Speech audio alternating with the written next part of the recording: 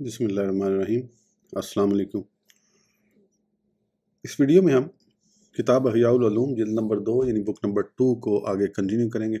اس سے پہلے اگر آپ نے سبسکرائب نہیں کیا تو سبسکرائب کر لیں اور بیل آئیکن پریس کر دیں۔ تو شروع کرتے ہیں۔ مختلف مذاہب کی تقلید معتبر نہیں۔ ہمارے نزدیک زیادہ درست بات یہ ہے کہ اجتہاد مجتہد کے حق میں مؤثر ہوتا ہے، کیونکہ یہ بات بہت بعید ہے کہ کوئی مجتہد قبلہ کے بارے میں اجتہاد کرے اور ظنی دلالت کی وجہ سے اپنے نزدیک کسی معین سمت میں قبلہ ہونے کا اعتراف بھی کرے، پھر قبلہ کی طرف پیٹ کر لے اور اس کو اس وجہ سے منع نہ کیا جائے کہ کوئی دوسرا شخص قبلہ کی طرف پیٹ کرنے کو ہی درست سمجھتا ہے، اور جس کا یہ نظریہ ہو کہ ہر مقلد کو یہ جائز ہے کہ مختلف مذاہب میں سے جو چاہے اختیار کر لے، اس مذہب کا کوئی اعتبار نہیں ہے، اور شاید ہی کسی کا یہ مذہب ہو، اور اگر ہو بھی تو اس کا کوئی اعتبار نہیں۔ سوال جواب۔ سوال: جب بغیر ولی کے نکاح کرنے کے سلسلے میں حنفی پر اعتراض نہیں کیا جا سکتا کیونکہ اس کے نزدیک حق یہی ہے، تو فرقہ معتزلہ جو یہ کہتا ہے آخرت میں اللہ عز و جل کا دیدار نہیں ہوگا، بھلائی اللہ عز و جل کی طرف سے ہے اور برائی اللہ عز و جل کی طرف سے نہیں، اور یہ کہ قرآن پاک مخلوق ہے، تو ان پر بھی اعتراض نہیں کیا جانا چاہیے۔ اسی طرح فرقہ حشویہ جو اللہ عز و جل کے لیے صورت و جسم اور اس کا عرش پر مستقر ہونا مانتا ہے، اس پر بھی اعتراض نہیں کیا جانا چاہیے۔ بلکہ فلسفی پر بھی اعتراض نہیں ہونا چاہیے جو یہ کہتا ہے کہ قیامت کے دن اجسام کو نہیں اٹھایا جائے گا بلکہ صرف ارواح کو اٹھایا جائے گا۔ اعتراض نہ کیے جانے کی وجہ یہ ہے کہ ان باطل فرقوں نے اجتہاد کی بنا پر یہ سب کچھ کہا ہے اور وہ اسی کو حق سمجھتے ہیں۔ اگر آپ اس کا یہ جواب دیں کہ ان کے مذہب کا باطل ہونا ظاہر ہے، تو جس کا مذہب صحیح حدیث شریف کی نص کے خلاف ہو، اس کا باطل ہونا بھی ظاہر ہے۔ تو جس طرح اللہ عز و جل کا دیدار ہونا ظاہر نص سے ثابت ہے اور معتزلی تعویل کر کے اس کا انکار کرتا ہے، اسی طرح وہ مسائل بھی ظاہر نص سے ثابت ہیں جن میں احناف اختلاف کرتے ہیں، جیسا کہ بغیر ولی کے نکاح اور حق پڑوس کی وجہ سے شفاء وغیرہ، تو پھر ان پر اعتراض کیوں نہیں کیا جاتا؟ جواب: مسائل کی دو قسمیں ہیں۔ نمبر 1، وہ مسائل جن میں یہ کہنے کی گنجائش ہوتی ہے کہ ہر مجتہد کا اجتہاد صواب یعنی درست ہے۔ ایسے مسائل کسی چیز کو حلال اور حرام قرار دینے سے تعلق رکھتے ہیں۔ ان مسائل میں کسی مجتہد پر اعتراض نہیں کیا جا سکتا، کیونکہ اس طرح کے مسائل میں مجتہد کا خطا پر ہونا قطعی نہیں ہوتا بلکہ ظنی ہوتا ہے۔ وہ مسائل جن میں یہ کہا جا سکتا ہے کہ حق پر ایک ہی ہے، جیسے دیدار باری تعالیٰ، تقدیر، اللہ عز و جل کے کلام کا قدیم ہونا، اور اللہ عز و جل کے لیے جسم، صورت اور عرش پر استقرار کی نفی، یہ وہ مسائل ہیں جن میں خطا کار کی خطا قطعی طور پر معلوم ہے، اور اس کی خطا چونکہ جہالت محض ہے لہذا اس کی کوئی توجیہ نہیں سنی جائے گی۔ لازمی ہے کہ تمام بدعتوں کا دروازہ بند کیا جائے اور بد مذہبوں کی بد مذہبی کا رد کیا جائے، اگرچہ وہ انہیں حق جانتے ہوں، جیسے یہود و نصارہ کے کفر کا رد کیا جاتا ہے، حالانکہ وہ بھی اسے حق جانتے ہیں۔ اس کی وجہ یہ ہے کہ ان کا خطا پر ہونا قطعی طور پر معلوم ہے، بخلاف اس خطا کے جو اجتہادی مسائل میں ہوتی ہے کہ اس میں رد نہیں کیا جائے گا۔ سوال: جب تم فرقہ قدریہ سے تعلق رکھنے والے کسی شخص پر اس کے اس اعتقاد کی وجہ سے کہ برائی اللہ عز و جل کی طرف سے نہیں ہے اعتراض کرو گے، تو وہ بھی تمہارے اس اعتقاد کی وجہ سے کہ برائی اللہ عز و جل کی طرف سے ہے اور اس عقیدے کہ آخرت میں اللہ عز و جل کا دیدار ہوگا اور اس کے علاوہ دیگر مسائل میں تم پر اعتراض کرے گا، کیونکہ بدعتی اپنے آپ کو حق پر جانتا ہے اور جو حقیقت میں حق پر ہے وہ اس کے نزدیک بدعتی ہے۔ نیز ہر شخص حق پر ہونے کا مدعی اور بدعتی ہونے کا انکار کرتا ہے، تو ایسی صورت میں احتساب کیسے کیا جائے گا؟ جواب: ایسی صورت میں اس شہر کی طرف دیکھا جائے گا جس میں یہ بدعت ظاہر ہوئی ہے۔ اگر وہ بدعت بہت کم ہو اور تمام کے تمام لوگ سنت پر قائم ہوں، تو پھر حاکم اسلام کی اجازت کے بغیر بھی ان بدعتیوں کو بدعت سے منع کیا جائے گا، اور اگر اہل شہر دو گروہوں میں تقسیم ہوں، ایک اہل سنت اور دوسرے اہل بدعت، اور ان پر اعتراض کرنے میں لڑائی جھگڑے کے ذریعے فتنہ پیدا ہوتا ہو، تو پھر اہل سنت اور اہل بدعت میں سے کسی کو اس سے منع کرنے کا اختیار نہیں سوائے اس شخص کے جسے حاکم اسلام اس کام کے لیے مقرر کرے۔ لہذا جب سلطان حق پر ہو اور وہ کسی ایک کو اجازت دے دے کہ بد مذہبوں کو بد مذہبی کے اظہار سے زجر و توبیخ کے ذریعے منع کرے، تو شرعاً اسے اس کام کی اجازت ہوگی، کسی اور کو نہیں، کیونکہ جو کام بادشاہ کے حکم سے ہوتا ہے اس کا مقابلہ نہیں کیا جاتا، اور جو کام اور جو عوام میں سے کسی کی جانب سے ہو تو اس کا مقابلہ کیا جاتا ہے۔ بہرحال بدعت کے معاملے میں امر بالمعروف کرنا دیگر برائیوں کے مقابلے میں امر بالمعروف کرنے سے زیادہ اہم ہے، لیکن جو تفصیل ہم نے ذکر کی ہے اس کی رعایت ملحوظ رکھنی چاہیے تاکہ محاذ رائی اور فتنہ نہ ہو۔ البتہ اگر بادشاہ مطلق طور پر اجازت دے دے کہ جو کہ قرآن پاک کو مخلوق کہے یا آخرت میں دیدار الہی کا انکار کرے یا اس بات کی صراحت کرے کہ اللہ عز و جل عرش پر مستقر ہے اور عرش اسے روکے ہوئے ہے یا اس کے علاوہ کسی اور بدعت کی صراحت کرے تو اسے روکا جائے، ایسی صورت میں ہر ایک کو منع کرنے کا اختیار ہے، کیونکہ اس صورت میں محاذ رائی کا امکان کم ہوتا ہے کہ بادشاہ کی طرف سے اس کی اجازت ہے۔ محاذ رائی کا امکان اسی صورت میں زیادہ ہوتا ہے جب بادشاہ کی طرف سے اجازت نہ ہو۔ تیسرا رکن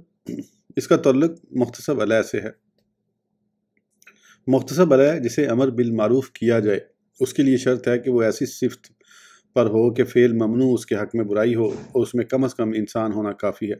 مکلف ہونا شرط نہیں، کیونکہ ہم پیچھے بیان کر چکے ہیں کہ اگر کوئی بچہ شراب پیے تو اسے منع کیا جائے گا اور اس کا احتساب کیا جائے گا، حالانکہ ابھی وہ بالغ نہیں ہوا ہے، اور اس میں عاقل ہونا بھی شرط نہیں، کیونکہ ہم بیان کر آئے ہیں کہ اگر کوئی پاگل مرد کسی پاگل عورت سے زنا کرتا ہوا دیکھا جائے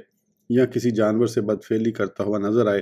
تو اسے اس کام سے منع کرنا واجب ہے۔ البتہ بعض افعال پاگل کے حق میں برائی نہیں ہوتے، جیسے نماز اور روزہ وغیرہ ترک کرنا۔ یہاں ہم اس تفصیل میں جانا نہیں چاہتے جس کی وجہ سے مقیم و مسافر اور تندرست و مریض کے احکام میں اختلاف ہوتا ہے، کیونکہ ہمارا مقصد تفصیل سے قطع نظر کرتے ہوئے صرف اس صفت کی طرف اشارہ کرنا ہے جس کی وجہ سے محتسب علیہ پر انکار کیا جاتا ہے۔ ایک سوال اور اس کا جواب: انسان کی شرط نہیں ہونی چاہیے بلکہ حیوان ہونا ہی کافی ہونا چاہیے، کیونکہ اگر کوئی جانور کسی انسان کی کھیتی کو خراب کر رہا ہو تو ہم ضرور اسے روکیں گے، جیسے پاگل آدمی کو زنا اور جانور سے بدفعلی کرنے سے منع کیا جاتا ہے۔ جواب: جانور کو کھیتی خراب کرنے سے روکنے کو امر بالمعروف نہیں کہا جائے گا، کیونکہ امر بالمعروف و نہی عن المنکر سے مراد کسی کو اللہ عز و جل کے حق کی وجہ سے برائی سے منع کرنا ہے تاکہ وہ برائی کے ارتکاب سے بچ جائے۔ پاگل کو زنا اور جانور کے ساتھ بدفعلی کرنے سے منع کرنا اللہ عز و جل کے حق کی وجہ سے ہوتا ہے۔ اسی طرح بچے کو شراب پینے سے منع کرنا بھی اللہ عز و جل کے حق کی بنا پر ہے، اور انسان جب کسی دوسرے شخص کی کھیتی کو خراب کرے تو اسے دو حقوق کی وجہ سے منع کیا جائے گا۔ نمبر 1، اللہ عز و جل کے حق کے باعث کیونکہ اس کا یہ فعل دوسرے کی کھیتی تباہ کرنا گناہ ہے۔ نمبر 2، کھیتی والے کے حق کے باعث کیونکہ اس کی کھیتی تلف کی جا رہی ہے۔ تو یہ دو اسباب ہیں جو ایک دوسرے سے جدا ہیں، چنانچہ اگر کوئی شخص کسی کا عضو اس کی اجازت سے کاٹ دے اس میں گناہ تو پایا جائے گا، لیکن دوسرے کا حق اجازت دینے کی وجہ سے ساقط ہو گیا۔ لہٰذا مذکورہ دو سببوں میں سے ایک سبب کی وجہ سے اسے منع کیا جائے گا، اور جب کوئی جانور کسی انسان کی کھیتی برباد کرے تو اس میں گناہ تو نہیں پایا گیا، لیکن ایک سبب سے اسے روکنے کا حق ثابت ہوگا، یعنی حق مسلم کے سبب۔ اس میں ایک باریک نقطہ ہے، اور وہ یہ ہے کہ مسلمان کی کھیتی سے جانور کو باہر نکالنے سے ہمارا مقصد جانور کو روکنا نہیں بلکہ مقصود مال مسلم کی حفاظت کرنا ہے، کیونکہ اگر کوئی جانور مردار کھائے یا ایسے برتن سے پیے جس میں شراب ہو یا ایسا پانی پیے جس میں شراب ملی ہوئی ہو تو ہم جانور کو اس سے نہیں روکیں گے، بلکہ شکاری کتوں کو مردار کھلانا جائز ہے۔ لیکن جب کسی مسلمان کا مال ضائع ہونے کے قریب ہو اور ہم بغیر مشقت کے اس کی حفاظت کر سکتے ہوں تو ہم پر اس کے مال کی حفاظت کرنا واجب ہے، بلکہ اگر کسی کا گھڑا بلندی سے نیچے گرے اور اس کے نیچے کسی کا شیشے کا برتن رکھا ہوا ہو تو اس کی حفاظت کے لیے گھڑے کو دور کیا جائے گا۔ اس عمل کا مقصد شیشے کے برتن کی حفاظت ہے، نہ کہ گھڑے کو گرنے سے روکنا۔ ہم پاگل کو زنا اور جانور کے ساتھ بدفعلی کرنے، نیز شراب پینے، اسی طرح بچے کو شراب پینے سے جو منع کرتے ہیں، اس سے ہمارا مقصد جانور یا شراب کو بچانا نہیں ہوتا، بلکہ ہمارا مقصد تو پاگل کو شراب پینے سے بچانا اور اس سے پاک رکھنا ہوتا ہے، کیونکہ وہ قابل احترام ہے۔ یہ وہ باریکیاں ہیں جنہیں محققین ہی جان سکتے ہیں، لہٰذا ان سے غافل نہیں رہنا چاہیے۔ پھر جن باتوں سے پاگل اور بچے کو بچانا لازم ہوتا ہے وہ محل بحث ہیں، کیونکہ ان کو ریشمی لباس وغیرہ پہننے سے منع کرنے کے بارے میں تردد ہے، اور عنقریب ہم تیسرے باب میں اس کی طرف اشارہ کریں گے۔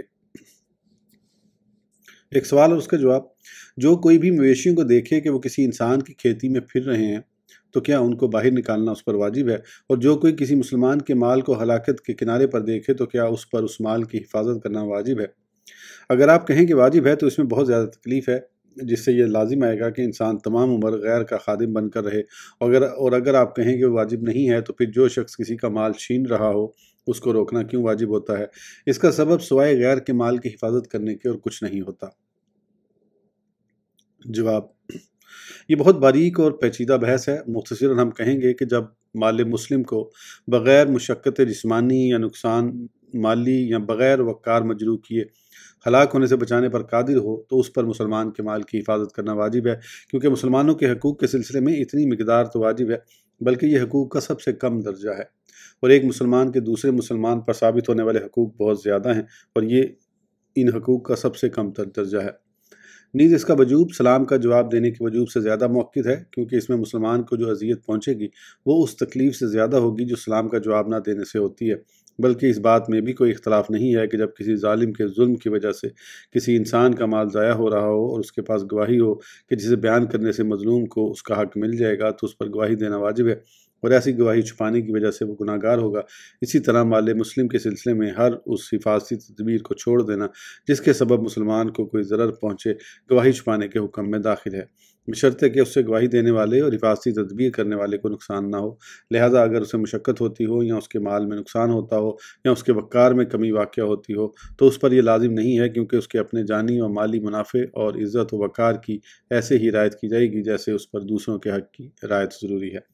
لہذا اس پر لازم نہیں ہے کہ اپنی ذات کو دوسروں پر نثار کر دے۔ البتہ ترجیح دینا مستحب ہے اور مسلمانوں کی وجہ سے مصائب برداشت کرنا نیکی ہے، لیکن یہ واجب نہیں۔ خلاصہ کلام: اگر کھیت سے جانوروں کو نکالنا باعث مشقت ہو تو اس سلسلے میں کوشش کرنا اس پر لازم نہیں ہے، لیکن جب مشقت نہ اٹھانی پڑے، اس طرح کہ فقط کھیت کے مالک کو نیند سے جگانا یا بتانا پڑے، تو پھر اس پر یہ لازم ہوگا۔ ایسی صورت میں اسے نہ بتانا اور نیند سے نہ جگانا ایسے ہی ہے جیسے قاضی سے گواہی چھپانا، اور اس بات کی اسے اجازت نہیں۔ یہ ضروری نہیں کہ اس میں کلید و کثیر کی رعایت کی جائے، چنانچہ اگر کھیت سے جانوروں کو نکالنے کے دورانیے میں نکالنے والے کا مثلا 1 درہم کا نقصان ہو رہا ہو اور کھیت والے کا کثیر مال ہلاک ہو رہا ہو تو اس کے سبب کسی ایک جانب کو ترجیح نہیں دی جائے گی، کیونکہ جس طرح کھیت والا اپنے 1000 درہم کی حفاظت کا حق رکھتا ہے اسی طرح نکالنے والا اپنے 1 درہم کی حفاظت کا حق رکھتا ہے۔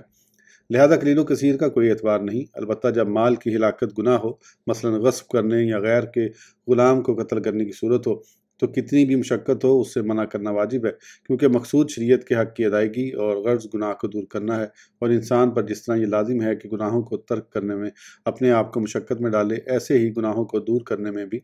اپنے آپ کو مشقت میں ڈالنا واجب ہے، کیونکہ تمام گناہوں کو مشقت سے ہی چھوڑا جاتا ہے، اور یہ اس لیے کہ رب تعالیٰ کی اطاعت و فرمانبرداری کا رجوع نفس کی مخالفت کی طرف ہوتا ہے، اور نفس کی مخالفت مشقت کی انتہا ہے، مگر ہر ضرر کو برداشت کرنا لازم نہیں ہے، بلکہ اس میں تفصیل ہے، جیسا کہ ہم ذکر کر چکے ہیں کہ محتسب جن ممنوعات سے روکے گا ان کے درجات ہیں۔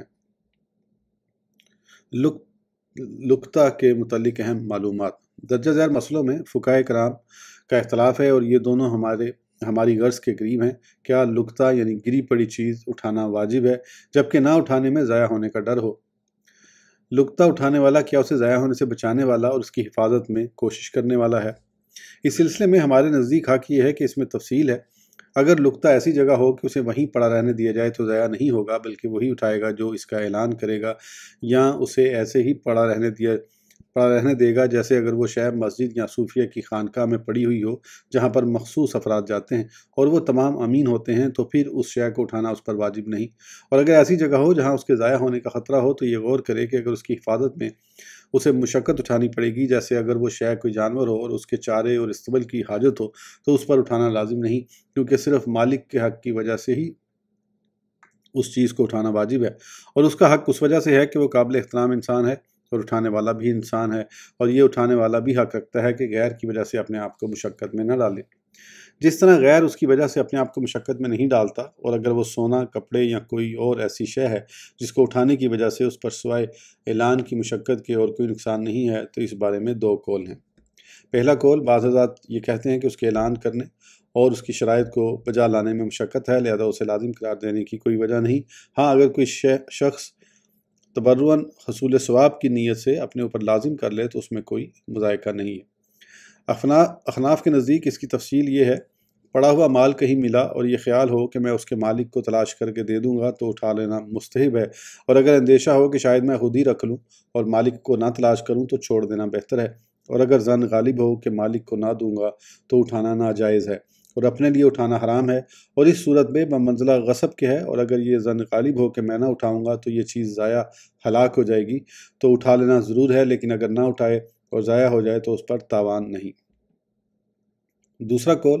بعض حضرات کہتے ہیں کہ مسلمانوں کے حقوق کی رعایت کے مقابلے میں اتنی سی مشقت برداشت کرنا بہت حقیر ہے، لہٰذا اس مشقت کو گواہ کی مشقت کے مرتبے میں اتارا جائے گا جو اسے قاضی کی مجلس میں حاضر ہونے کی وجہ سے اٹھانی پڑتی ہے، مگر اس پر دوسرے شہر کی طرف سفر کرنا لازم نہیں۔ ہاں اگر وہ تبرعاً و احساناً ایسا کرے تو اور بات ہے، لیکن جب قاضی کی مجلس اس کے پڑوس میں واقع ہو تو اس وقت اس پر حاضر ہونا لازم ہے، اور چند قدم چلنے کی مشقت کو گواہی دینے اور امانت ادا کرنے کے مقابلے میں مشقت شمار نہیں کیا جائے گا۔ اور اگر قاضی کی مجلس شہر کے دوسرے کنارے پر ہو اور دوپہر کے وقت سخت گرمی میں وہاں جانے کی ضرورت ہو تو اس صورت میں اجتہاد اور غور و فکر کی ضرورت ہے، کیونکہ دوسرے کے حق کی حفاظت کرنے میں کوشش کرنے والے کو جو مشقت اٹھانی پڑتی ہے وہ کم بھی ہوتی ہے اور زیادہ بھی۔ مشقت اگر کم ہو تو اس کی پرواہ نہیں کی جاتی، اور اگر زیادہ ہو تو یقیناً اسے برداشت کرنا اس پر لازم نہیں، اور ایک صورت ان دونوں کناروں کے درمیان ہے جسے دونوں طرفیں کھینچتی ہیں۔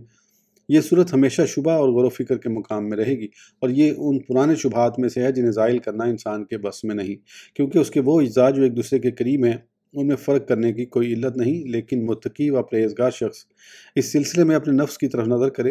اور شک والی چیز کو چھوڑ کر بغیر شک والی کو اختیار کرے۔ اس معاملے میں یہ وضاحت کافی ہے۔ چوتھا رکن، احتساب کے درجات و آداب۔ احتساب یعنی امر بالمعروف و نہی عن المنکر کے مختلف درجات اور آداب ہیں۔ جہاں تک درجات کا تعلق ہے تو وہ یہ ہیں: پہلے برائی معلوم کرنا، پھر اس پر آگاہ کرنا،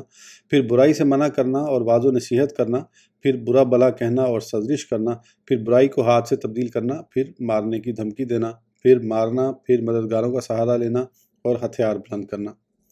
پہلا درجہ برائی معلوم کرنا۔ اس سے ہماری مراد یہ ہے کہ برائی کے ارتکاب کی تلاش و جستجو کرنا اس سے منع کیا گیا ہے، اور یہ تجسس ہے جسے ہم بیان کر چکے ہیں۔ کسی شخص کے لیے مناسب نہیں کہ وہ دوسرے کے گھر میں کان لگائے تاکہ وہاں سے باجوں کی آواز سنے، یا ناک کو اس لیے صاف کرے تاکہ شراب کی بو سونگھ سکے،